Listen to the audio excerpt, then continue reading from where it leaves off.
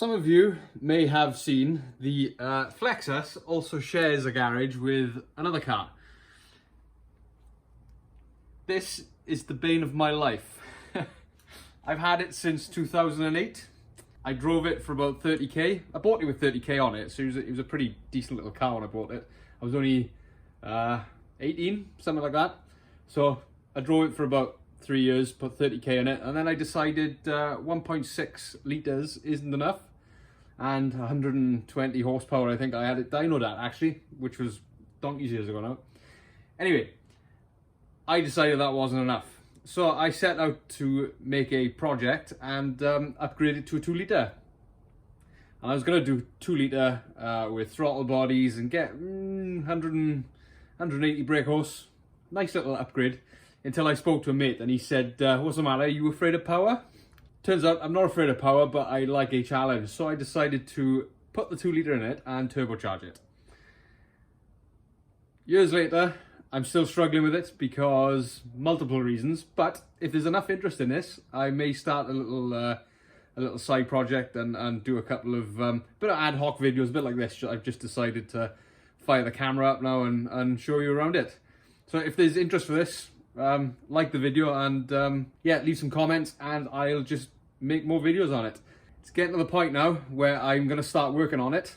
I initially stopped working on it because of the Flexus, and it fell on me. I had quite a bit of I had the whole thing fall on my leg, which wasn't pleasant, and I'm only now forgiving it. So let's go and have a look at it and I'll show you around it. It's looking quite sorry for itself at the moment.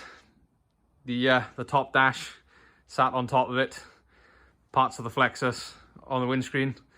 Yeah, it's got OZ Ultra Leggera, Super Legeras on it, some big Clio 200, I think they are, Brembo brakes with 300mm discs.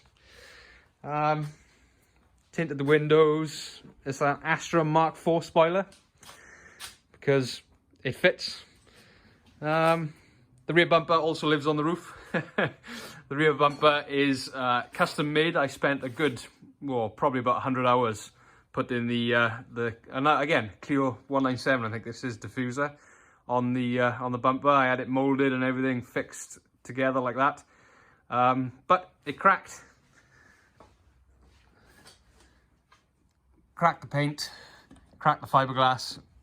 So I've got to fix it. Also, I was in the middle of putting reversing sensors in it because this car is so old it doesn't have reversing sensors. I don't think there's much else to say about the outside. I just really like the look of it. It's just one of those cars that I like looking at.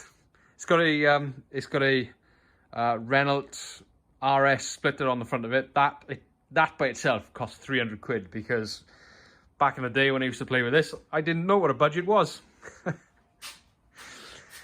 Anyway, under the bonnet, lifts by itself, custom struts. It looks like this. God, I haven't looked under here for a while. So that is a 2 litre F7R engine. That's the code. I've got a 3. Where the hell did that come from? Ooh, Spezies. It must be there for a reason. I'll put it back. Yeah, so that's a 2 litre F7R. Normally about 150 brake horse. But attached to the back is a, it's not quite a disco potato, but it's one of those T28, I think it is. So that should happily see it up to about 300 brake horse, I'd like to think. What else have I got going on in here? Brand new battery, never been used. Custom electrics that I've set up. It all does hide away quite neatly. I was quite impressed with the way I set this engine bay up. Just little bits and bobs that need sorting on it. It does actually run, and I'll tell you the problems with it now. There's a sneaky little intercooler under there somewhere as well. There he is. There he is. So that's the engine bay. And inside, oh, got a stinking.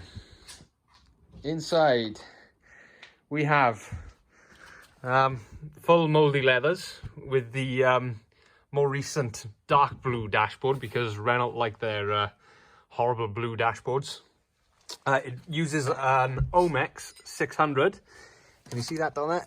Oh, Omex 600 to run it. The top dash obviously is off. It's on top of the car. And then I've got, I think these are Evo 6 seats, which are quite comfy. I quite like it. I was in the middle of sorting out the radio when I was, when I give up on it. I'm going to use a tablet. I think that's a Nexus 7, which tells you how long ago I worked on this. Yeah, so that's a Nexus 7 that's gonna fit in the in place of that. That was gonna be a custom thing, but little things like this, I had it flocked, but it's still cracked. So that kind of disheartened me a bit. So I just stopped. There's a custom dash pod up the back there, and my now 12-year-old boy's first pair of trainers hanging from the ceiling. Got a few gauges up there as well, voltmeter and ammeter, I think, or I don't know, something. And in the back, I've actually removed the seats. I bet you can't see anything back here. How about I get a light?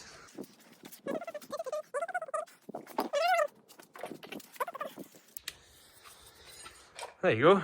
Now you can see it's actually got two massive subwoofers in the back. Wasn't overly keen on using the back of this car because, well, it was never going to be used as a daily car. It's just going to be my car. Nice fancy custom orange seatbelts as well. Surprised they're still the right colour, not mouldy grey or mouldy green. Yeah, I made some custom seat bases to fit these in.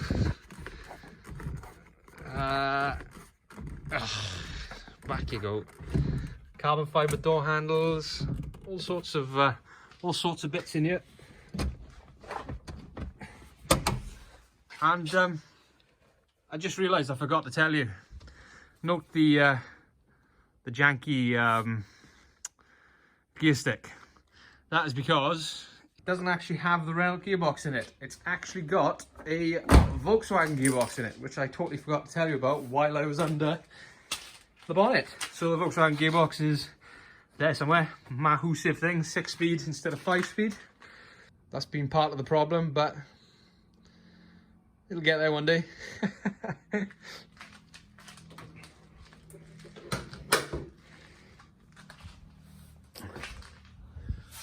So yeah, that's the Megane.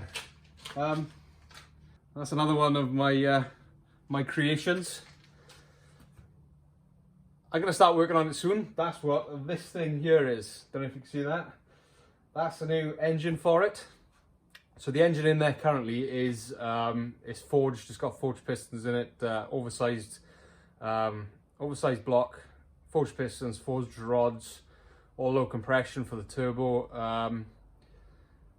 Yeah, it's pretty skookum, but unfortunately it's got an oil issue on it. So it will run. I can start it up now, even though the map on it is terrible. But what happened was I got it all ready. It went to the dyno, ready to get mapped properly, and halfway through that, when it got warm, the oil light come on. And that's pretty much been it since about, what were we talking, 2017 now? So the oil light come on. I changed the block, I changed the block, I changed the oil pump, I changed all the bearings, I had the rods rebored properly to make sure they were correct. I changed everything on the bottom end. Nothing fixed this oil leak. I even tried thicker oil. I didn't try thicker oil. The only thing I haven't changed is the cylinder head, and I'm apprehensive to change the cylinder head because it's a custom ported and polished thing that I paid quite a lot of money for, and I really don't want to admit that that is the problem. Coupled with the fact that these engines are getting quite hard to find now. So what I'm going to do in the near future is take the cylinder head off it, put the one off this engine in there and see if it fixes the issue. If it fixes the issue, then we might as well give mapping that a go and see if we can get it back on the road.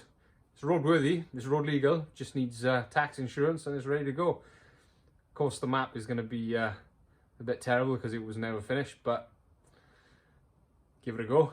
Can't break it any more than it's already broken. So yeah, if you want to see more of the Megane, let me know, because I know it's not the most popular car, but it's a project at the end of the day. And I'm still going to continue with the Flexus because that's going to be the long going project on this channel, but I'll be doing this on some off days like today where I've got not much I can do until I get new parts in. Ironically, I'm still waiting for a head gasket for that so I can start, but once I get that, we'll give it a go and I'll see if I can film some ad hoc videos on the Megane. I'm not going to be doing much editing with it, it's literally just going to be me holding a camera. If you like it, let me know, and yeah, I'll see you guys next time, hopefully. Ciao!